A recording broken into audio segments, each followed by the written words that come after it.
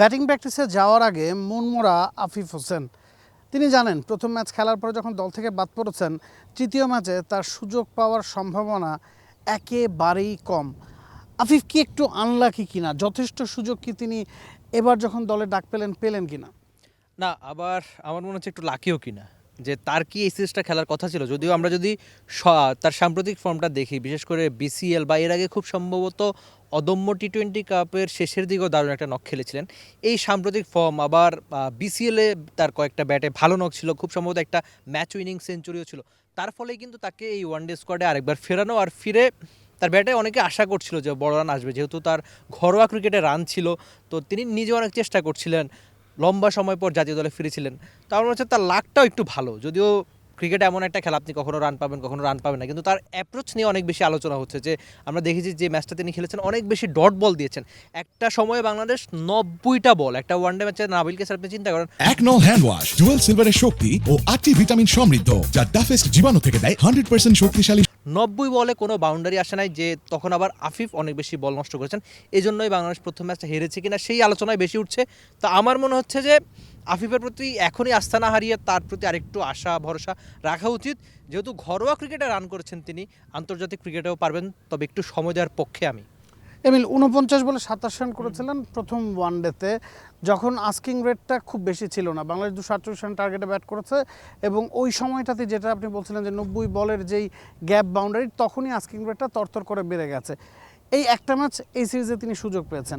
এর আগে পাকিস্তান সিরিজে তিনি 3টা ম্যাচই খেলেছেন, প্রথম ম্যাচে ব্যাটিংয়ের সুযোগ পাননি। এর আগে সেকেন্ড ম্যাচটাতে 15 বলে 14 করেছেন এবং লাস্ট ম্যাচটাতে 8 বলে 5 রানে নট আউট ছিলেন। এর আগে 2024-এ কোনো ম্যাচ তিনি খেলেননি। ওয়েস্ট ইন্ডিজের শেষবার যখন ওয়ানডে খেলেছেন তখন 3টা ম্যাচের 3টাতে তিনি 29 বল ফেস করেছেন, একটাতে 28, একটাতে 24, একটাতে 15 রান করেছেন। মানে প্রতিটা ম্যাচে, এই যে নিউজিল্যান্ডের বিপক্ষে 27 বা ওয়েস্ট ইন্ডিজের বিপক্ষে 28, 24, 15, পাকিস্তানের বিপক্ষে যে একটা ম্যাচে 15 বলে 14, অন্যটাতে নট আউট ছিলেন, প্রতিটা ম্যাচে তিনি স্টার্ট করছেন, তবে ইনিংস বড় করতে পারছেন না। তিনি ব্যাটিং করছেন 6 নাম্বার পজিশনে। 6 নাম্বার পজিশনের জন্য আফিফ আসলে নিজেকে কতটুকু প্রিপেয়ার্ড ঘরোয়া ক্রিকেটে করতে পেরেছেন? আপনি বলছিলেন যে ভালো কিছু নকতার ছিল, সেগুলো তো 6 নম্বর পজিশনে ছিল না। 6 নম্বর পজিশনে বাংলাদেশ সবসময়ই একজন বিগ হিটারের খোঁজে থাকে। তো দেখা গেছে আমরা ওই জায়গায় কখনোই প্রপার বিগ হিটার পাইনি। তো এই জায়গাতে ঘরোয়া ক্রিকেটে যারা ভালো করছেন তাদের মধ্য থেকে মোসাদ্দেক হোসেন সৈকতকে আমরা যতটুকু শুনেছি যে সিলেট থেকে উড়িয়ে আনা হয়েছিল একটা ওয়ানডের জন্য, আবার শেষ মুহূর্তে তাকে স্কোয়াডে নেওয়া হয়নি। গেল ডিপিএলে তিনি দারুণ পারফর্ম করেছেন, আবাহনীর হয়ে 487 রান করেছিলেন, হায়েস্ট উইকেট টেকারদের একজন ছিলেন, 30টা বা 31টা উইকেট তিনি পেয়েছিলেন। এক ম্যাচ দেখে কি আসলে তাকে আর দলে ঢোকালো না বলে মনে করেন নির্বাচকরা? না, সেই অফিসিয়াল ব্যাখ্যা যেহেতু দেয়নি, তো আমার মনে হচ্ছে যে এক ম্যাচের জন্য আপনি চট্টগ্রামে তাকে উড়িয়ে আনবেন, আবার টি-20টাও তো আর তার খেলা হবে না। তো আপনি এমন একজনকে স্কোয়াডে ফেরাতে চাইবেন যিনি টি-20 সিরিজটাও খেলবেন, যেহেতু একটা ম্যাচের জন্য। আবার মোসাদ্দেক ফিল্ডেও সেরা একাদশে থাকতেন কিনা সেটা একটা প্রশ্ন। কিন্তু সবচেয়ে বড় আলোচনা যে তাকে সুযোগ দেওয়া হবে এমন আলোচনা উঠেই কিন্তু তাকে স্কোয়াডে ফেরানো হয়েছিল। আবার আপনি যেটা বলছিলেন যে বাংলাদেশের ঘরোয়া ক্রিকেটে যেটা হয় যে আমরা ওই টপ অর্ডার যারা তাদের আবার নিচের দিকে ট্রাই করি, আবার নিচের দিকের ব্যাটারদের উপরে ট্রাই করাই, মানে ফিক্সড একটা পজিশনে। কিন্তু এই সমস্যাটার সমাধান অনেক দিন ধরেই খুঁজে পাচ্ছে না। যে মোসাদ্দেক সবশেষ জাতীয় দলের হয়ে ওয়ানডে কবে খেলেছিলেন, লম্বা একটা সময়, মানে আপনাকে যদি আমি জিজ্ঞেস করি, কাউকে জিজ্ঞেস করলে হুট করে তার মাথায় আসবে না যে শেষ কবে মোসাদ্দেক খেলেছেন। কিন্তু এখনও মোসাদ্দেক প্রাসঙ্গিক, এখনও মোসাদ্দেকের আলোচনা উঠছে। সবশেষ বিসিএলে একটা ইনিংস দেখেছিলাম যে তার দল প্রায় হেরে যাচ্ছিল, সেখান থেকে মোসাদ্দেক যেভাবে একটা ক্যামিও ইনিংস, প্রায় কত 180 স্ট্রাইক রেটে 6-এ নামবেন। আমরা তো 6 নাম্বার ব্যাটিং পজিশন নিয়ে আলোচনা করছি, তো 6-এ ওয়ানডে ম্যাচে আপনি যখন নামবেন আপনাকে এমন ইনিংস খেলতে পারতে হবে।